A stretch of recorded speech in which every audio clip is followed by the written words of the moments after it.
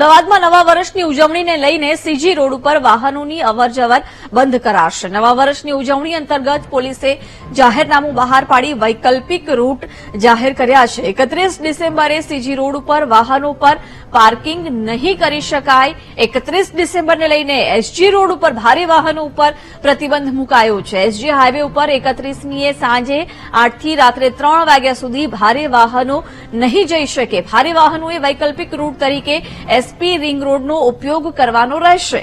31 ડિસેમ્બરે પકવાન 4 રસ્તાથી સાણંદ ચોકડી સુધી મુખ્ય અને સર્વિસ રોડ ઉપર વાહન પાર્કિંગ પર પણ પ્રતિબંધ લગાવાયો છે।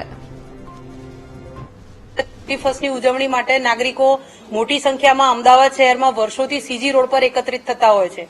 તો મધ્યરાત્રિએ જ્યારે નવું વર્ષ શરૂ થાય ત્યારે 31ની રાત્રિએ તમામ યુવાનો યુવતીઓ મોટી સંખ્યામાં એકત્રિત થાય છે, આનંદ પ્રમોદ થતો હોય છે। એના માટે સાંજે 6 વાગ્યાથી જ સીજી રોડ તરફ જતા મહત્વના માર્ગો પર પ્રવેશબંધી કરવામાં આવેલી છે, જેથી ત્યાં વાહનો અને નાગરિકો બધું જ એક સાથે એકત્રિત ન થાય એના માટે ટ્રાફિકનું પણ યોગ્ય આયોજન કરવામાં આવેલ છે।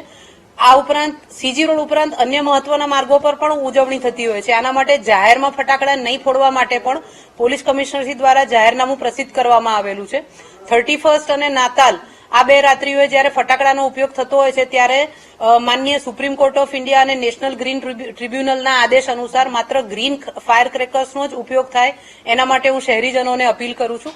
સાથે આ ફટાકડા જે ફોડવાથી પ્રદૂષણ વધે છે, એર ક્વોલિટી ઇન્ડેક્સ જોખમાય છે, તો નાગરિકોના સ્વાસ્થ્યને પણ આ નુકસાનકારક બને છે। એટલે માત્ર ગ્રીન ફાયર ક્રેકર્સનો જ ઉપયોગ કરવામાં આવે। 31માં શહેર પોલીસના તમામ અધિકારી કર્મચારીઓ, ટ્રાફિકના અધિકારી કર્મચારીઓ તમામ બંદોબસ્તમાં તૈનાત રહેશે। સમગ્ર શહેર વિસ્તારમાં પોલીસ દ્વારા બંદોબસ્ત જાળવવામાં આવનાર છે। પીસીઆર વાહન સાથે અન્ય હોક બાઇક્સ, શી ટીમ્સ આ તમામ બંદોબસ્તમાં તમામ સ્થળે હશે, પણ જ્યાં મોટી સંખ્યામાં નાગરિકો એકત્રિત થતા હોય તેવા વિસ્તારો પર થોડું વધારે ધ્યાન આપવામાં આવશે। સીસીટીવી કેમેરા સર્વેલન્સ એની સાથે બંદોબસ્તમાં જે લાગેલા હશે તમામ પોલીસ અધિકારી કર્મચારીઓને બોડી વોર્ન કેમેરા ઇસ્યુ કરવામાં આવેલા છે। એટલે શહેરના જે સીસીટીવી કેમેરાનું નેટવર્ક છે એની સાથે સ્ટ્રેટેજિક પોઈન્ટ પર જે તૈનાત હશે એ પોલીસ કર્મચારીઓ બોડી વોર્ન કેમેરાનો પણ આમાં ઉપયોગ કરશે। એ સાથે પ્રોહિબિશનના કેસો નોંધાતા ઘણીવાર જોવા મળે છે, તો એના માટે બ્રેથ એનાલાઇઝર પણ પૂરતી સંખ્યામાં પોલીસ કર્મચારીઓને ઇસ્યુ કરવામાં આવેલા છે।